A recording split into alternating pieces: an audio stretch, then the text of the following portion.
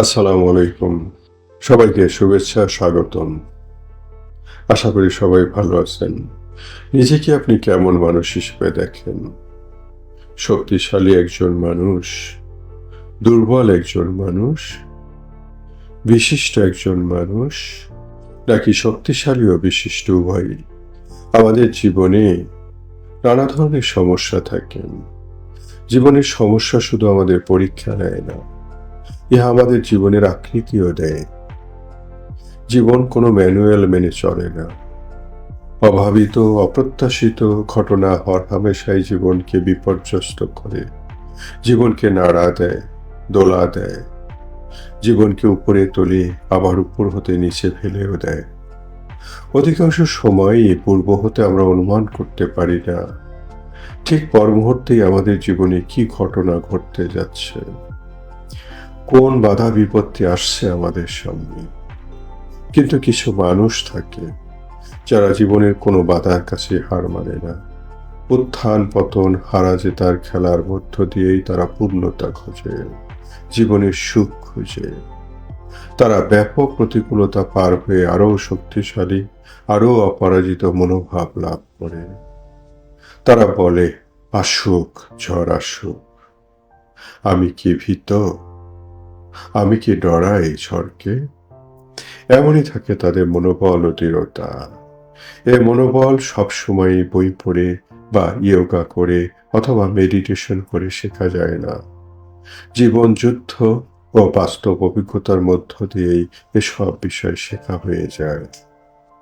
আপনি যদি নিচের 8টি পরিস্থিতি মোকাবেলা করতে পারেন অথবা মোকাবেলা করে টিকে থাকতে পারেন, তাহলে নিশ্চিতভাবে গড়পড়তা মানুষের মতো আপনি নয়।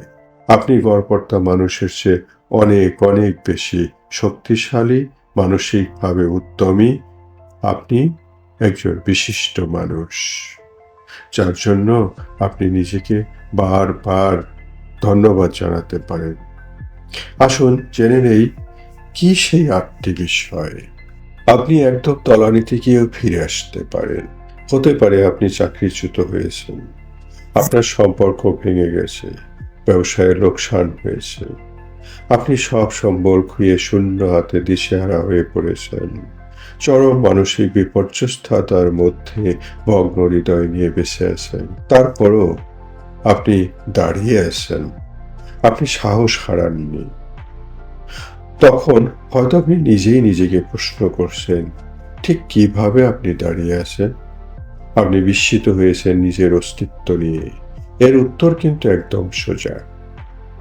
এসব পরিস্থিতি আপনাকে শিক্ষাই দিয়েছে যে আপনি অবনতিশীল পরিস্থিতির চেয়েও অধিক শক্তিশালী। আপনার প্রাণ শক্তি অফুরন্ত, অনিশেষ। আপনি জানেন কোনো কোনো সময় ভেঙে যাওয়াটাই নতুন সৃষ্টি ও শুরুর সূচনা পর্ব। তাই তলানিতে পৌঁছেও আপনি ফিরে আসতে পারেন পুনর্গঠনের প্রেরণা নিয়ে, নতুন সৃষ্টির অনুপ্রেরণা নিয়ে। আপনি বারবার ঘুরে দাঁড়াতে পারেন, প্রতিকূলতাকে নাকচ করে দিতে পারেন। জীবনকে আপনি সবসময় জয়ী করে তুলতে পারেন। 2, ব্যাপক ক্ষতিতে আপনি দুঃখ পেয়েছেন বুঝি? দুঃখ জীবনের এক শাশ্বত অধ্যায়। সারা জীবন ধরেই আমরা দুঃখ পাই। আপনজন হারিয়ে, ভালোবাসা হারিয়ে, প্রত্যাশার জীবন না পেয়ে, এমনি হাজারো বিষয় আমাদের দুঃখ থাকে। দুঃখ জীবনের মতোই বাস্তব, কিন্তু দুঃখের সবটাই খারাপ নয়, দুঃখের সবটাই দুঃখ নয়। দুঃখ আমাদেরকে বাস্তব জীবনে ফিরিয়ে আনে, আমাদেরকে অন্যের প্রতি সহানুভূতিশীল করে তোলে, আমাদেরকে আরো গভীরভাবে নিজেকে এবং অপরকে ভালোবাসতে শেখায়। দুঃখে পড়ে আমরা আমাদের নিয়ন্ত্রণের ও ক্ষমতার বাইরের অনেক কিছু মেনে নিতে ও বুঝতে শিখি। জীবন সবসময় আনুকূল্য দেখায় না। দুঃখের সময় কে আমাদের বন্ধু, কে আমাদের শত্রু, কে আমাদের মঙ্গল আকাঙ্ক্ষী, কে আমাদের প্রতি সহানুভূতিশীল, তা চিনতে ও বুঝতে শিখি। দুঃখের আগুনে পড়ে আমরা শুদ্ধ হই। দুঃখের পরও জীবন বাস্তবতার কাছে বারবার ফিরে আসা প্রমাণ করে দুঃখ আপনাকে হারাতে পারেনি, দুঃখ আপনাকে হারাতে পারে না। আপনি দুঃখের কাছে পরাজিত হন না, দুঃখকে আপনি হারিয়ে দিয়েছেন। দুঃখকেই আপনি পরাজিত করে অপরাজিত এক যোদ্ধা হিসেবে আপনি দুঃখজয়ী যোদ্ধা হিসেবে টিকে থাকেন। 3. পরিবর্তনের মাধ্যমে আপনি নিজেকে পুনঃ আবিষ্কার করেন। আপনার প্রত্যাশা পূরণের জন্য আপনি কত কিছুই তো করেন, অনেক কিছুই ছাড়েন, অনেক কিছুই ধরেন, অনেক কিছুই পরিবর্তন করেন। আর এসব করে আপনি নিজেকে বারবার পুনঃ পুনঃ আবিষ্কার করেন। নিজেকে পুনঃ পুনঃ আবিষ্কার করতে সাহস, শক্তি লাগে।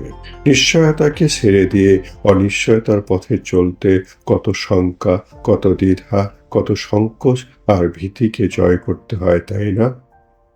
কত অনিশ্চয়তাকে মেনে নিতে হয়, তাই না? কত মানুষের নেতিবাচকতাকে সাহসের সাথে মোকাবেলা করতে হয়, তাই না? কত সমালোচনা মাথা পেতে সহ্য করতে হয়, তাই না? আর এসবই কোনো না কোনোভাবে নিজেকে পুনঃ আবিষ্কারের, নিজের স্বপ্ন পূরণের মূল্য হিসেবেই আপনি গণ্য করে থাকেন। এসব মূল্য শোধ করতে করতেই আপনি আপনার মতো হয়ে ওঠেন। এভাবেই আপনি অনন্য ও অন্যের চেয়ে আলাদা হয়ে ওঠেন। চূড়ান্তভাবে পরিবর্তনকে আপনি অপার সম্ভাবনার শুভবার্তা হিসেবে দেখতে শিখেন। পরিবর্তনের মধ্যে নবসৃষ্টির, নবজাগরণের শক্তিকে আপনি দেখেন। পরিবর্তনের ভীতি নয়, বরং পরিবর্তনের সৃষ্টিশীলতাই আপনাকে নতুন সম্ভাবনার পথে চালিত করে। জগতের সবকিছুর মতো আপনিও পরিবর্তন হন। পরিবর্তনের সত্যকে আপনি মেনে নিতে শিখেন। 4. আপনি ভুল বুঝার শিকার হন, তবু আপনি দাঁড়িয়ে থাকেন। আপনি কে তা জানার মধ্যে আপনার শক্তি নিহিত। হতে পারে আপনি একটি বিরূপ পরিবেশের মধ্যে দাঁড়িয়ে আছেন, আপনার পথ প্রচলিত ভাবধারার না। বিরূপ পরিবেশে আপনাকে অপ্রিয় সত্যের মোকাবেলা করতে হচ্ছে বারবার, প্রতিবার।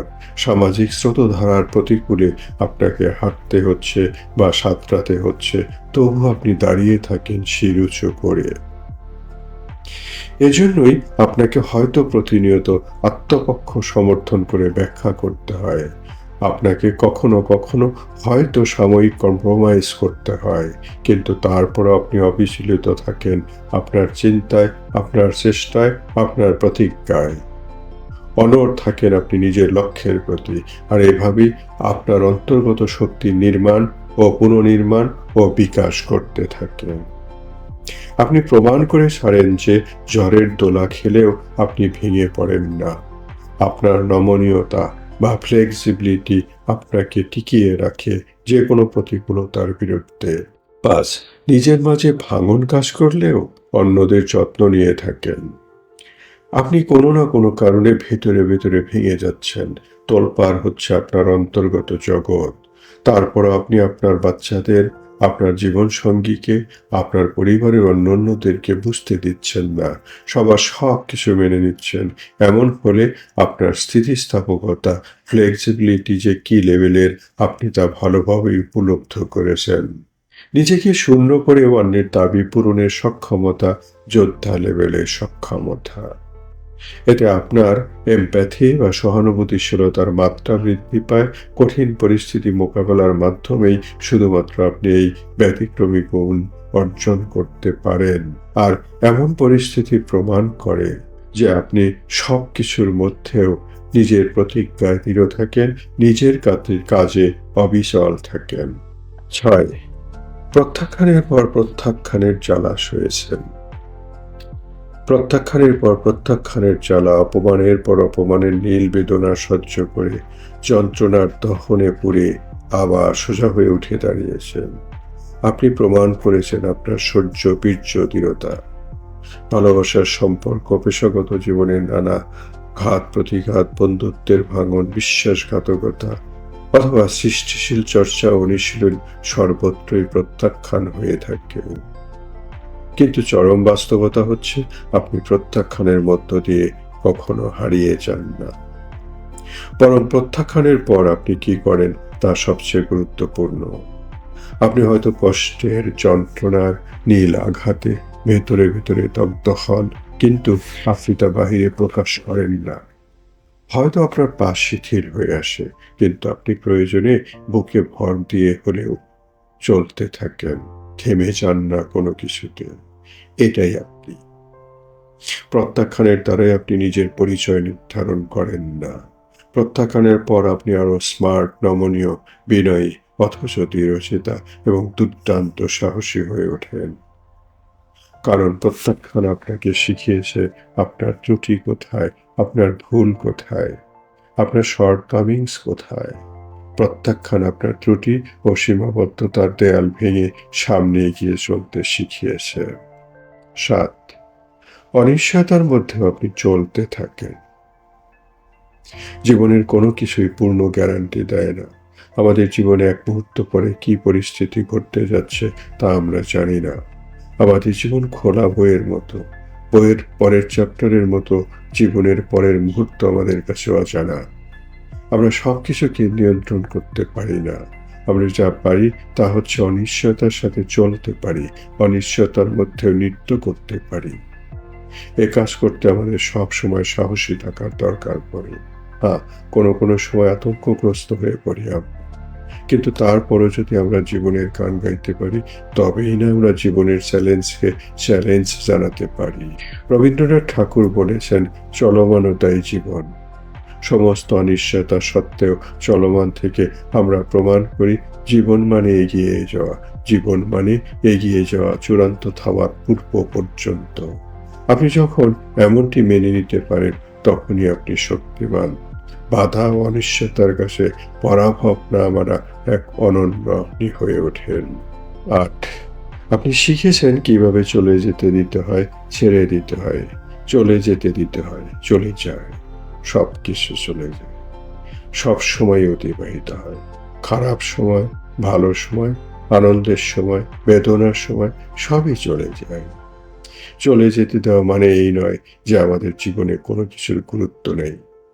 আমাদের জীবনে কিছু কিছু বিষয়ের গুরুত্ব আছে, কিছু কিছু বিষয়ের কম গুরুত্ব আছে, কিছু কিছু বিষয়ের অনেক অনেক বেশি গুরুত্ব আছে। কিন্তু গুরুত্ব থাকলেও আমরা সব কিছুকে সবসময় ধরে রাখতে পারি না। আমাদের কাছে সবচেয়ে বেশি যা গুরুত্বপূর্ণ তা হচ্ছে আমাদের জীবন আর জীবনের আনন্দ। এ দুটির জন্যই জীবনের অনেক কিছুকে চলে যেতে দিতে হয়, ছেড়ে দিতে হয়। চলে যাওয়ার বিষয় হতে পারে মানুষ, স্থান, প্রত্যাশা, হতে পারে বস্তুগত কিংবা মনস্তাত্ত্বিক কিছু, হতে পারে অর্থ, বিত্ত, ভালোবাসার কোনো সম্পর্ক। চলে যেতে না দিলে আমরা নিজেদেরকে ছাড়িয়ে যেতে পারি না। আমাদের ভালোবাসার জনেরা বড় হতে পারে না। আমরা তো সব সময়ই নিজেদেরকে ছাড়িয়ে যাই। এক মুহূর্ত আগের আমি আর এক মুহূর্ত পরের আমি এক না। আমাদের অজান্তেই আমরা মুহূর্ত আগের আমিকে ছাড়িয়ে যাই। ছাড়িয়ে যাওয়া, চলে যেতে দেওয়া কখনো কখনো বেদনাদায়ক, মর্মপীড়াদায়ক।